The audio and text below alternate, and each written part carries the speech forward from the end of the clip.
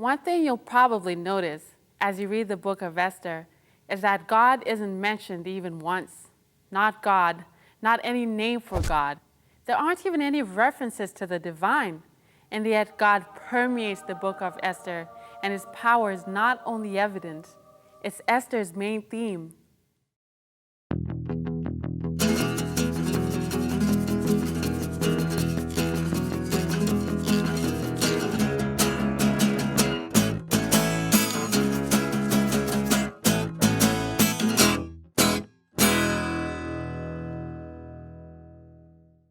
God's all power. That's the theme of Esther. No one mentions God in this book. There aren't even any references to worship, prayer, or sacrifice, although Esther and other Jews fast before the climax of the book. But God's power and presence are felt. Here are a few examples. Characters in this story are in the right place at the right time. Esther, for example, is chosen to be queen in spite of the fact that she's Jewish. So when threat to the Jews goes public, she's in the perfect position to intervene on her people's behalf. Mordecai says so to her explicitly at the end of chapter 4 when he remarks, "Maybe you were made queen for just such a time as this." Likewise, Mordecai is also positioned to do God's work. First, he manages to overhear a plot to kill the king, which puts him in the king's good graces. And later, his loyalty, as well as his relationship with Esther, positions him to replace Haman and to work on behalf of the Jews. Evil becomes so overblown that it practically ensures its own destruction. Haman seems like a villain straight out of a cartoon. He's so evil, and so obviously evil that it's almost laughable.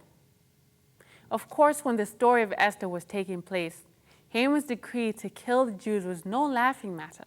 But as the story goes on, Haman becomes so sure of his own inevitable success, so wrapped up in his various evil plots, that he seems destined to fail. Sure enough, the evil is exposed and destroyed, and not one bit of good is lost in the process. Good triumphs. God's people are protected. There are points in this story when things look pretty grim.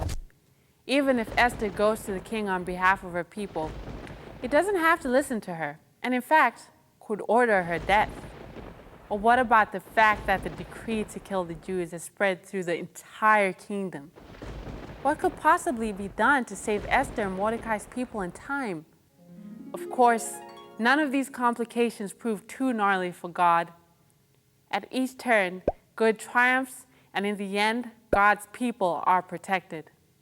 So yes, even though God's name isn't mentioned, there's no denying that his all power is a theme. Actually, some Bible scholars think that the author's decision not to mention God heightens God's presence and power.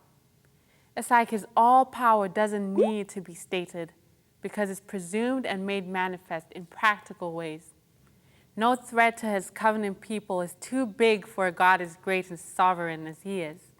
And those who are faithful will see that God's good plan is destined to assert itself and to succeed.